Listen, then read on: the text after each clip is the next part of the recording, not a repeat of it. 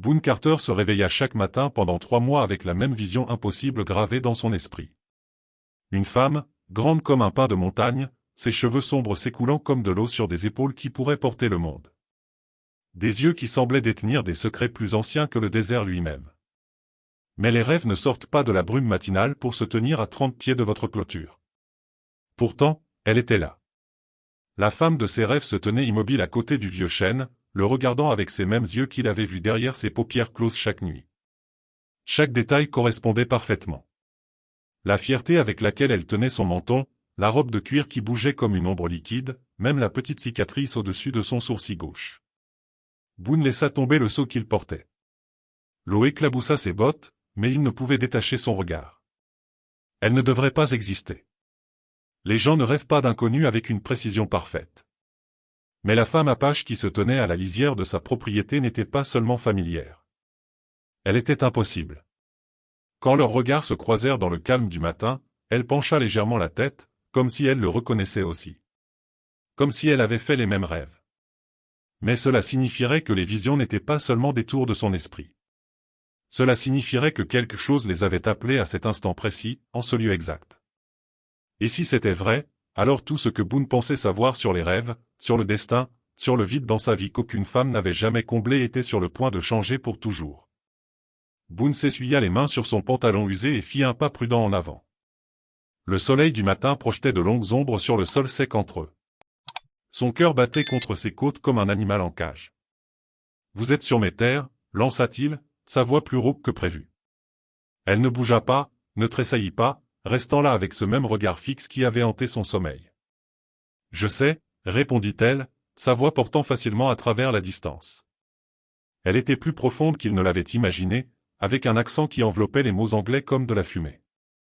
La simple réponse le frappa plus fort que n'importe quelle explication n'aurait pu le faire. Elle savait. Elle était ici délibérément. L'esprit de Boone passa en revue les possibilités. Peut-être qu'elle observait son ranch. Peut-être l'avait-il aperçu de loin il y a des mois sans s'en souvenir, et son esprit endormi avait construit des rêves autour d'un visage à moitié oublié. Mais cela n'expliquait pas pourquoi elle était ici maintenant, pourquoi elle le regardait comme si elle l'avait cherché aussi longtemps qu'il avait rêvé d'elle. La femme apache fit un seul pas en avant. Son mouvement était fluide, maîtrisé, comme un chat de montagne décidant de fuir ou de frapper. « Mon nom est Ayana » dit-elle. Même son nom lui semblait familier. Boone réalisa qu'il retenait son souffle. Il se força à expirer lentement, à penser au-delà du tonnerre dans sa poitrine. « Je suis Boone Carter. C'est mon ranch. » Les mots sonnaient creux, même pour lui. Les limites de propriété semblaient dénuées de sens lorsque vous vous trouviez face à une personne sortie de vos rêves. Ayana hocha la tête une fois, comme si son nom confirmait quelque chose qu'elle savait déjà. « Je vous cherchais » dit-elle simplement. L'aveu fit parcourir un frisson dans le dos de Boone. Le chercher? Comment pouvait-elle chercher quelqu'un qu'elle n'avait jamais rencontré? Sauf si elle l'avait rencontré. Sauf s'il y avait quelque chose au sujet de ces 3 derniers mois qu'il ne comprenait pas, quelque chose qui expliquerait pourquoi la plus belle femme qu'il ait jamais vue se tenait sur ses terres, lui parlant comme s'il terminait une conversation commencée bien avant ce matin. Les mots d'Ayana restèrent en suspens entre eux comme un brouillard matinal qui refusait de se lever. Le chercher. Mais pourquoi? Et comment pouvait-elle savoir où trouver un homme qu'elle n'avait jamais rencontré? Boone se força à s'approcher, chaque pas délibéré et prudent. La femme apache ne recula pas, mais il pouvait voir la tension dans ses épaules, la façon dont ses yeux sombres suivaient chacun de ses mouvements. « Me chercher ?» demanda-t-il, s'arrêtant alors que seulement 10 pieds les séparaient. De si près, il pouvait voir le perlage complexe sur sa robe de cuir, la façon dont la lumière du matin captait les reflets bronze de sa peau. Pourquoi? La mâchoire d'Ayana se contracta presque imperceptiblement. Pour la première fois depuis qu'il l'avait aperçue, l'incertitude vacilla sur ses traits. « Il y a 3 mois, ma grand-mère est morte, » dit-elle, sa voix stable mais tendue. Avant de mourir, elle m'a parlé d'un homme, un éleveur qui vivait seul près du ruisseau, avec des mains marquées par le travail honnête et des yeux de la couleur du ciel d'hiver. Boone baissa les yeux sur ses mains burinées, le réseau de vieilles coupures et de callosités gagné par des années de réparation de clôture et de manipulation du bétail. Quand il releva les yeux, Ayana étudiait son visage avec une intensité qui lui serra la poitrine. Elle a dit que je le reconnaîtrais quand je le verrais, qu'il rêverait de moi, tout comme j'avais rêvé de lui. L'estomac de Boone se noua. Vous avez eu des rêves, vous aussi? Chaque nuit depuis 3 mois, confirma Ayana. Le même rêve. Un grand homme aux yeux clairs se tenant dans un champ d'herbes sèches, tendant la main vers quelque chose qu'il ne pouvait pas tout à fait toucher. La gorge de Boone s'assécha. Dans ses rêves, il avait toujours tendu la main vers la femme aux cheveux sombres, la regardant s'éloigner juste au moment où ses doigts effleuraient sa peau. Votre grand-mère, parvint-il à dire. Comment savait-elle pour moi? Elle voyait beaucoup de choses avant qu'elle n'arrive. C'était son don. La voix d'Ayana ne portait aucun mysticisme, juste le ton factuel de quelqu'un énonçant une vérité indéniable. Elle m'a dit que je trouverais mon chemin lorsque je trouverais l'homme de mes rêves. Boone passa une main dans ses cheveux, essayant de donner un sens à ce qu'il entendait. Il ne croyait pas aux rêves prophétiques ou aux visions mystiques, mais il ne pouvait nier que cette femme correspondait à ses rêves avec une précision impossible. Alors, vous êtes venu chercher un étranger à cause de quelque chose que votre grand-mère mourante vous a dit? Je suis venu chercher des réponses, corrigea Ayana. Les rêves, ils semblaient trop réels pour être ignorés, comme des souvenirs de quelque chose qui n'était pas encore arrivé. La façon dont elle le décrivait envoya un frisson à travers les os de Boone. Ses propres rêves avaient semblé exactement pareils, vifs au-delà du sommeil normal, persistants au-delà de la raison. Qu'a-t-elle dit qu'il se passerait quand vous me trouveriez? Ayana resta silencieuse un long moment, son regard dérivant vers les montagnes au loin. Quand elle le regarda de nouveau, quelque chose avait changé dans son expression, une vulnérabilité qui n'était pas là auparavant. Elle a dit que je devrais choisir entre 2 mondes. Les anciennes coutumes de mon peuple et quelque chose de nouveau. Quelque chose qui changerait tout ce que je pensais savoir sur mon avenir. Boone sentit le poids de ces mots s'abattre sur lui comme une lourde couverture. Il ne s'agissait pas seulement de rêve ou de coïncidence. Il s'agissait de 2 personnes dont les vies étaient sur le point d'entrer en collision d'une manière qui allait tout remodeler. « Et qu'en pensez-vous » demanda-t-il doucement. Ayana fit un pas de plus. Assez près pour qu'il puisse voir les paillettes dorées dans ses yeux sombres, sentir l'odeur de sauge et de cuir qui s'accrochait à sa peau. Je pense que certaines choses sont destinées à arriver, que nous les comprenions ou non. Avant que Boone ne puisse répondre, le bruit de sabots tonna depuis la direction de la ville. Plusieurs chevaux, chevauchant durement vers son ranch. La tête d'Ayana se tourna brusquement vers le son, tout son corps se tendant comme une corde d'arc, prête à se rompre. « Vous devez partir, » dit Boone d'un ton pressant, reconnaissant le danger. Une femme apache seule avec un éleveur blanc créerait exactement le genre de problème qu'aucun d'eux ne pouvait se permettre. Mais Ayana ne bougea pas. Au lieu de cela, elle le regarda avec une expression qu'il ne pouvait pas tout à fait déchiffrer. « Certaines choses valent le risque, » dit-elle doucement. Le bruit des sabots se rapprochait. « Attendez. » La voix de Boone trancha la tension comme une lame. Il s'avança, se plaçant entièrement entre Ayana et les 5 hommes armés. « Shérif, vous me connaissez. Je vis dans ce territoire depuis 8 ans. J'ai payé mes impôts, aidé mes voisins, jamais causé de problème à personne. » Le shérif Davison hésita, sa main planant toujours près de son pistolet. « Vous me demandez d'arrêter une femme qui n'a commis aucun crime, » poursuivit Boone. « Se tenir sur la propriété d'un homme n'est pas illégal. Lui parler non plus. Ça dépend du genre de discussion, marmonna Tom Bradley, mais une partie de son ardeur s'était éteinte. Le genre qui ne vous regarde pas, répliqua fermement Boone. Le pasteur Williams s'éclaircit la gorge. Boone, nous nous inquiétons pour votre âme. Ces gens, ils ont des manières de corrompre l'esprit d'un homme chrétien. Mon esprit va très bien, pasteur. Vraiment? Le shérif Davison étudia attentivement le visage de Boone. Parce que de mon point de vue, on dirait que vous êtes prêt à jeter votre vie en l'air pour une femme que vous venez de rencontrer. Les mots pesèrent lourdement dans l'air matinal. Boone sentit la présence d'Ayana derrière lui, solide et réelle, et réalisa que le shérif avait raison sur une chose. Il était prêt à tout risquer pour elle. La certitude de cela aurait dû le terrifier. Au lieu de cela, cela lui sembla la chose la plus honnête qu'il ait faite depuis des années. C'est peut-être le cas, dit Boone tranquillement. L'aveu se propagea à travers le groupe d'hommes. Même Ayana bougea derrière lui, surprise par sa franchise. Le shérif Davison les étudia tous les 2 pendant un long moment, puis écarta lentement sa main de son arme. « Vous avez jusqu'au coucher du soleil, » dit-il finalement. « Ensuite, elle doit avoir quitté votre propriété, et ce territoire. Et si nous la retrouvons ici? Vous ne la retrouverez pas, dit simplement Ayana. Les hommes firent demi-tour et s'éloignèrent, mais pas avant que Tom Bradley ne leur lance un regard plein de promesses et de menaces. Quand la poussière retomba, Boone et Ayana se retrouvèrent à nouveau seuls dans le calme soudain. Le soleil du matin était monté plus haut, projetant des ombres plus courtes sur la cour du ranch. « Vous n'aviez pas à faire ça, » dit Ayana doucement. Boone se tourna pour lui faire face, étudiant la femme qui était sortie de ses rêves pour entrer dans sa vie avec une complétude dévastatrice. Si, je le devais. Il marqua une pause, cherchant des mots qui pourraient expliquer ce qu'il comprenait à peine lui-même. Pendant 3 mois, j'ai rêvé d'une femme comme vous. Pas seulement votre apparence, mais votre façon de vous tenir, de parler, la façon dont vous me faites sentir que j'ai attendu toute ma vie ce moment. Les yeux d'Ayana s'écarquillèrent légèrement à sa confession. Je ne le comprends pas non plus, poursuivit Boone. Mais je sais que les laisser vous emmener aurait été la plus grande erreur que j'ai jamais faite. Ils vous ont traité de traître, souligna Ayana. Dans ce territoire, ce mot peut vous faire tuer. Alors nous ferions mieux de faire en sorte que ces quelques heures comptent. Quelque chose changea dans l'expression d'Ayana. La distance prudente qu'elle avait maintenue depuis son arrivée sembla se dissoudre. Ma grand-mère m'a dit autre chose, dit-elle en se rapprochant. Elle a dit que lorsque je vous trouverai, je devrais décider si j'étais assez courageuse pour laisser derrière moi tout ce que j'avais toujours connu. Et j'ai réfléchi à ce choix pendant 3 mois. Mais en étant ici maintenant, en vous voyant tout risquer pour une étrangère. Elle marqua une pause, ses yeux sombres scrutant son visage, peut-être qu'il ne s'agit pas de tout laisser derrière soi. Peut-être qu'il s'agit de trouver quelque chose qui vaut la peine d'être gardé. Boone sentit son cœur marteler ses côtes. L'espace entre eux semblait crépiter d'électricité. Qu'est-ce que vous voulez dire?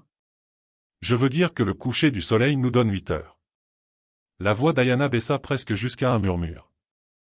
8 heures pour savoir si ce que nous ressentons est réel ou juste l'ombre d'un rêve. Avant que Boone ne puisse répondre, un nouveau son leur parvint de la direction des montagnes. Des tambours, lointains mais reconnaissables, portant un rythme qui rendit tout le corps d'Ayana rigide. « Qu'est-ce que c'est » demanda Boone, bien qu'il sût déjà que la réponse changerait tout. « Mon frère » murmura Ayana, le visage pâle. « Il vient me chercher. » Le battement des tambours continuait, se rapprochant à chaque instant qui passait. Le battement du tambour résonnait à travers la vallée comme un tonnerre lointain. Chaque frappe était délibérée et mesurée. Le visage d'Ayana était devenu pâle, mais sa posture restait droite et fière.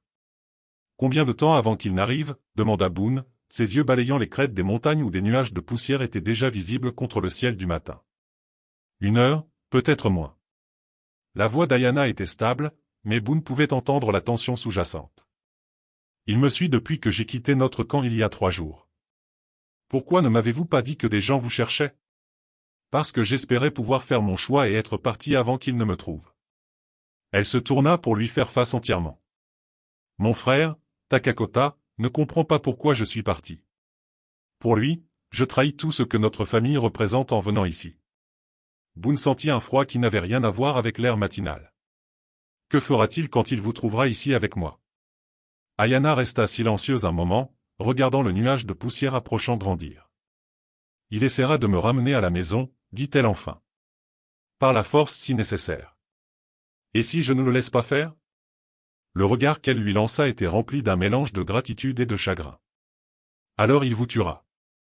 Ce n'est pas personnel. C'est le devoir. À ses yeux, vous êtes un homme blanc qui a volé sa sœur. » Boone passa une main dans ses cheveux, mesurant la gravité de leur situation. « Donc, nous avons 1 heure pour trouver comment éviter une guerre. Ou nous avons 1 heure pour nous dire au revoir, » répondit doucement Ayana. Les mots le frappèrent comme un coup physique. Après avoir attendu toute sa vie pour trouver quelqu'un qui le rendait complet, l'idée de la perdre après une seule matinée semblait insupportable. « Il doit y avoir un autre moyen, » dit-il en se rapprochant d'elle. « Vous avez dit que votre grand-mère vous avait dit que vous devriez choisir entre 2 mondes. C'est peut-être ce choix. » C'est le cas, confirma Ayana. Mais choisir votre monde signifie quitter tout ce que j'ai toujours connu. Ma famille, mon peuple, toute ma vie. Et rester signifie quitter ceci. Nous quitter. Le mot resta suspendu entre eux, lourd de possibilités et de pertes. Boone tendit lentement la main, lui donnant le temps de se retirer. Quand elle ne le fit pas, il prit sa main dans la sienne. Sa peau était chaude, ses doigts forts et calleux d'une vie de dur labeur. Je sais que c'est fou, dit-il tranquillement. Nous nous connaissons depuis moins de 2 heures, mais quand je vous regarde, je vois mon avenir. Pas seulement les rêves, quelque chose de réel, quelque chose qui vaut la peine de se battre. Les yeux d'Ayana scrutèrent son visage comme pour en mémoriser chaque détail. Dans ma culture, quand 2 personnes sont destinées à être ensemble, les esprits envoient des signes, dit-elle. Des rêves, des visions, des moyens de se retrouver à travers des distances impossibles. La sagesse de votre grand-mère, son dernier cadeau pour moi. Ayana serra doucement sa main. Elle m'a dit que je connaîtrais mon vrai chemin quand je trouverais un homme assez courageux pour tout risquer par amour, et assez insensé pour penser que l'amour pourrait vaincre la haine entre nos peuples. Le cœur de Boone s'emballa. Suis-je cet homme? Vous vous êtes interposé entre moi et 5 hommes armés. Vous m'avez appelé une dame quand il me traitait de sauvage. Vous êtes prêt à affronter mon frère pour protéger quelque chose qui n'existe que dans les rêves et l'espoir. Elle se rapprocha. Assez près pour qu'il puisse sentir la chaleur qui émanait de sa peau. Oui, Boone Carter, vous êtes cet homme. Le battement du tambour s'arrêta brusquement. Dans le silence qui suivit, ils purent entendre des sabots s'approcher au galop. Pas de la ville cette fois. Des montagnes. Il est là, murmura Ayana. Un seul cavalier apparut au sommet de la colline surplombant le ranch de Boone. Même à distance, la silhouette imposante de l'homme était imistakable. Grand, large d'épaules, assis sur son cheval avec une autorité naturelle qui commandait le respect et la peur à parts égales. Takakota avait trouvé sa sœur, et il n'était pas seul. 2 autres cavaliers émergèrent des arbres derrière lui. Puis 3 de plus. Un groupe de guerre complet, armé et prêt à toute résistance qu'il pourrait rencontrer. 6 hommes, observa Boone, sa main se déplaçant instinctivement vers le fusil appuyé contre le porche. 6 guerriers, corrigea Ayana. Des hommes qui n'ont jamais échoué à ramener ce pourquoi ils sont venus. Les cavaliers commencèrent leur descente vers le ranch, se déplaçant avec la confiance tranquille de prédateurs qui savent que leur proie n'a nulle part où fuir. Takakota entra dans la cour du ranch comme une force de la nature. Grand, mince, avec une présence qui semblait courber l'air autour de lui. Ses cheveux noirs pendaient en 2 longues tresses décorées de plumes d'aigle, et de la peinture de guerre marquait ses pommettes hautes de traînées rouges et jaunes. Il arrêta son cheval à 20 pieds de l'endroit où se tenaient Boone et Ayana, ses yeux sombres observant chaque détail de la scène. Les 5 guerriers derrière lui se déployèrent en une formation lâche, leurs mains reposant nonchalamment sur leurs armes. « Sœur », dit Takakota en anglais avec un fort accent, sa voix portant le poids du commandement. « Tu as erré loin de la maison. »« Je suis venu là où je devais venir », répondit Ayana, le menton levé avec défi. Le regard de Takakota se tourna vers Boone, l'étudiant avec l'intensité d'un chasseur évaluant sa proie. « Et c'est l'homme blanc qui a volé tes sens. »« Personne n'a rien volé, » dit fermement Ayana. « J'ai fait mon propre choix. » « Un choix. » La voix de Takakota portait un amusement amer. « Tu appelles ça un choix de t'enfuir dans la nuit? Tu appelles ça un choix d'abandonner ta famille, ton peuple, ton sang ?» Boone sentit la tension crépiter entre le frère et la sœur et reconnut la douleur sous la colère de Takakota. Ce n'était pas seulement une question de loyauté tribale. C'était un frère qui perdait sa sœur. Elle est libre de prendre ses propres décisions, dit Boone prudemment. L'attention de Takakota se tourna vers lui comme un serpent qui frappe. Tu parles de liberté, homme blanc? Parle-moi de liberté quand ton peuple nous a chassés de nos terres, a massacré nos bisons, nous a parqués comme du bétail.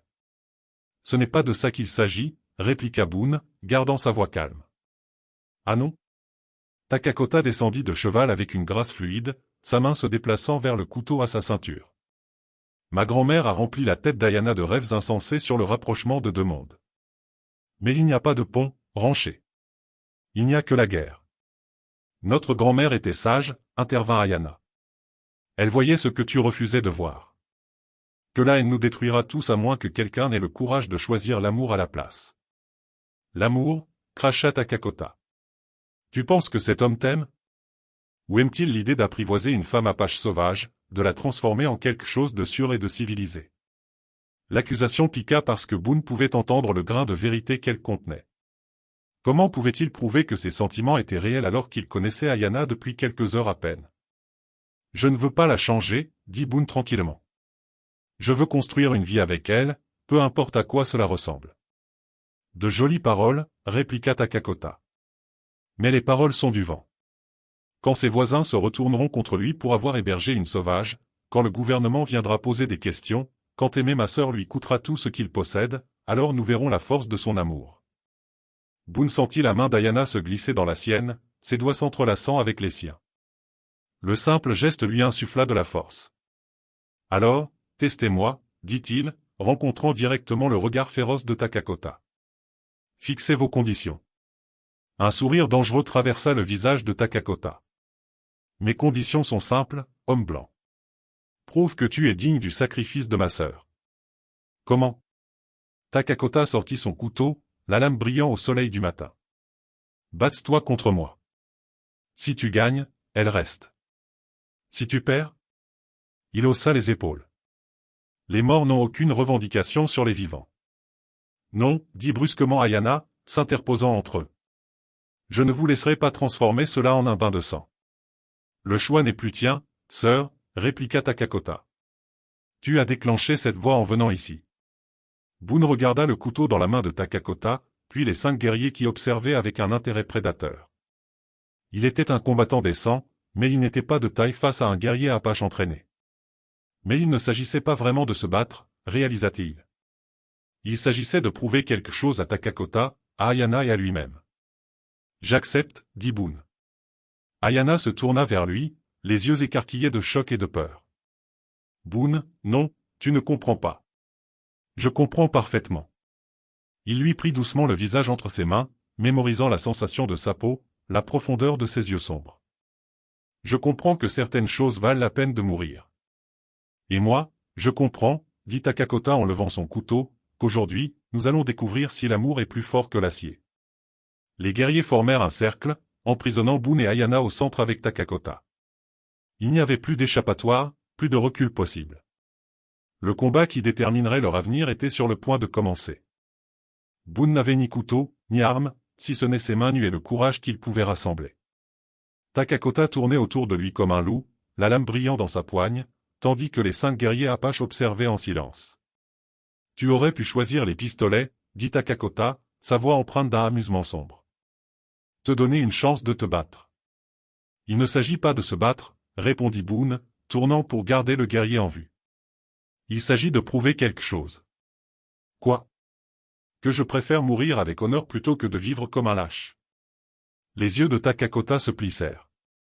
De jolies paroles de la part d'un homme sur le point de saigner. Le guerrier apache frappa sans avertissement, son couteau fendant l'air là où la poitrine de Boone se trouvait un battement de cœur plus tôt. Boone se tordit, sentant la lame siffler près de ses côtes. Il était rapide, mais Takakota était plus rapide. Le guerrier pivota et frappa à nouveau, attrapant cette fois l'avant-bras de Boone et ouvrant une ligne rouge sur sa peau. Le sang goûta sur le sol poussiéreux. Premier sang pour moi, annonça Takakota. Mais tu n'as pas fui. Intéressant. Boone essuya le sang sur son pantalon, sans jamais quitter son adversaire des yeux. Je ne fuis nulle part. Même en sachant que tu vas perdre? Surtout en sachant que je vais perdre. La réponse sembla surprendre Takakota.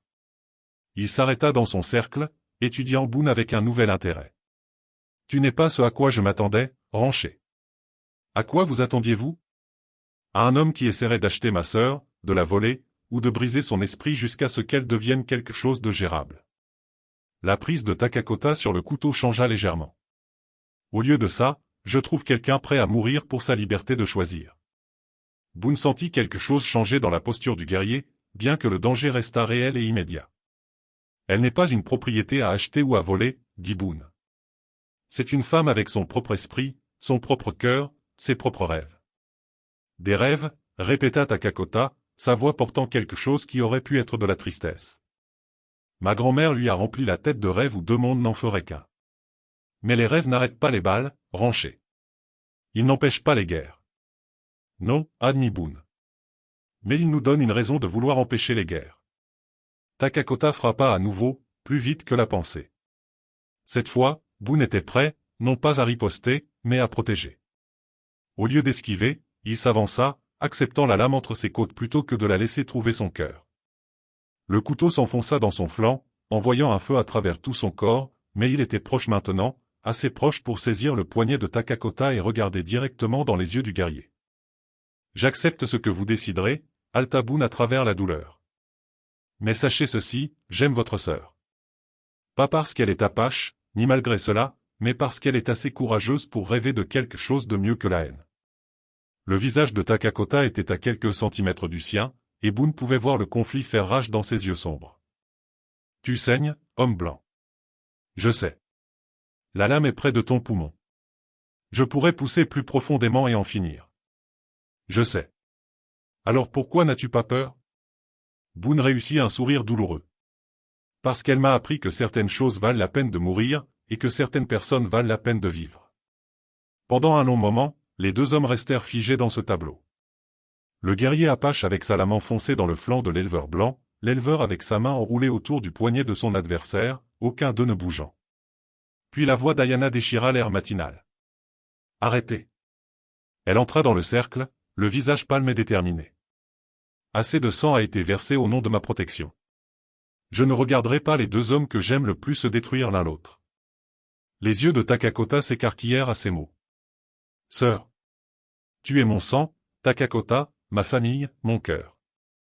Elle le regarda avec une tristesse et un amour infini. Mais il est mon choix, mon avenir, mon rêve devenu réalité.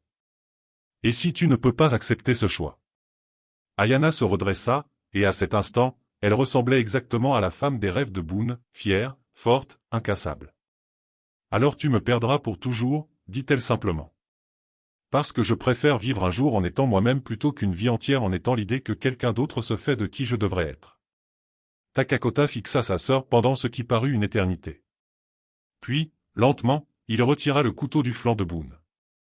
Le sang s'infiltra à travers la chemise de Boone alors que Takakota retirait lentement la lame. L'éleveur chancela mais resta debout, sa main pressée contre la blessure à son flanc. Tu t'es battu sans arme, dit Takakota tranquillement, étudiant le sang sur son couteau.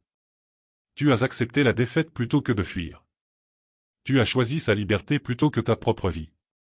Il leva les yeux, rencontrant le regard rempli de douleur de Boone. Ce sont les actions d'un guerrier, pas d'un lâche. Ayana se plaça aux côtés de Boone, le soutenant de ses bras forts. Tu es blessé. Je survivrai, réussit à dire Boone, bien que le monde semblât légèrement penché. Takakota essuya sa lame et la rengaina avec une cérémonie délibérée. Dans la tradition de mon peuple, lorsqu'un homme prouve sa valeur par le sang et le courage, il gagne le droit de parler pour lui-même. Qu'est-ce que cela signifie? Demanda Ayana. Cela signifie, répondit Takakota, sa voix lourde d'un mélange de résignation et de respect, que tu as choisi un homme digne de ce choix. Les mots restèrent en suspens dans l'air matinal comme une prière exaucée. La prise d'Ayana sur Boone se resserra, et il pouvait la sentir trembler de soulagement. Tu nous laisseras être ensemble, murmura-t-elle. Takakota resta silencieux un long moment, ses yeux passant de sa sœur à l'homme qu'elle aimait, et inversement. Notre grand-mère était une femme sage, dit-il finalement. Elle voyait plus loin que nous tous. Si elle a dit que ce chemin mènerait à quelque chose de mieux que la guerre. Il haussa les épaules, le geste portant des années de douleur et d'espoir, alors peut-être est-il temps de faire confiance à sa sagesse. Il se tourna pour s'adresser à ses guerriers, parlant rapidement en apache. Boone ne pouvait pas comprendre les mots, mais il pouvait voir la surprise et une certaine résistance sur leur visage. La voix de Takakota devint plus ferme, plus autoritaire, jusqu'à ce que, un par un, les hommes hochent la tête en signe d'acceptation. « Que leur as-tu dit » demanda Boone. « Que ma sœur a trouvé son chemin, que nous honorerons son choix et le protégerons de nos vies si nécessaire. » Et ils ont accepté. Ce sont mes hommes. Ils suivent ma direction. Le sourire de Takakota était sinistre mais sincère. De plus, ils t'ont vu prendre un coup de couteau plutôt que de frapper le frère d'une femme sans défense. Ce genre d'honneur leur parle. Ayana s'écarta de Boone assez longtemps pour embrasser son frère, lui parlant dans leur langue maternelle. Leur conversation fut brève mais intense, pleine d'amour, de perte et d'acceptation. Quand ils se séparèrent, le frère et la sœur avaient tous deux des larmes aux yeux. « Que se passe-t-il maintenant » demanda Boone. Takakota monta sur son cheval, ses guerriers faisant de même. « Maintenant, tu guéris de cette blessure. Tu épouses ma sœur comme il se doit. Tu construis la vie pour laquelle elle est prête à tout sacrifier. Et si les gens de la ville causent des problèmes, alors ils découvriront qu'Ayana a peut-être choisi ton monde, mais elle a toujours de la famille dans l'ancien. Une famille qui n'oublie pas ses obligations. La menace était subtile, mais immistacable. Tout mal fait à Ayana entraînerait des conséquences. Merci, dit simplement Boone. Takakota hocha la tête une fois, puis regarda sa sœur. Sois heureuse, Ayana. Les rêves de grand-mère nous ont coûté trop cher à tous les deux pour moins que ça. Le groupe de guerre Apache s'éloigna aussi soudainement qu'il était arrivé, disparaissant dans la brume des montagnes comme des fantômes retournant à la légende. Boone et Ayana restèrent seuls dans la cour du ranch, se tenant l'un l'autre alors que le soleil montait vers midi. Le sang sur sa chemise séchait déjà, la blessure était douloureuse, mais pas dangereuse. Alors, dit doucement Ayana, sa tête reposant contre son épaule non blessée. Qu'est-ce qu'on fait maintenant? Boone regarda la femme qui était sortie de ses rêves pour entrer dans sa vie, apportant avec elle la promesse de tout ce qu'il n'avait jamais osé espérer. Maintenant, nous allons découvrir si l'amour est vraiment plus fort que la haine du monde, répondit-il. Nous allons construire quelque chose de nouveau, quelque chose qui valait tous les sacrifices qu'il a fallu pour en arriver là. Ensemble. Ensemble. Alors qu'il marchait vers la maison du ranch pour soigner sa blessure, Ayana jeta un regard en arrière vers les montagnes où son ancienne ville attendait. Puis en avant, vers l'avenir incertain qu'ils créeraient côte à côte. Les rêves étaient terminés. La réalité, belle, difficile et pleine de possibilités, avait commencé. 3 mois plus tard, Boone Carter et Ayana se marièrent sous le vieux chêne où ils s'étaient rencontrés pour la première fois.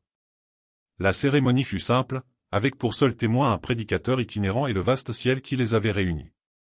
Le shérif Davison et les habitants de la ville gardèrent leur distance, mais ils maintinrent également la paix. Peut-être parce qu'ils avaient entendu des rumeurs de guerriers apaches observant depuis les collines. Peut-être parce que même la haine se fatigue parfois et cherche le repos. Mais surtout, Boone le croyait, parce que l'amour, le véritable amour, a une façon de se faire connaître à quiconque est prêt à le voir. Si vous avez aimé cette histoire, cliquez sur la vidéo qui s'affiche à l'écran maintenant pour regarder un autre récit inoubliable où le destin et le courage entrent en collision de manières inattendues. N'oubliez pas de vous abonner et d'envisager un super chat pour nous aider à continuer de vous proposer d'autres histoires comme celle-ci.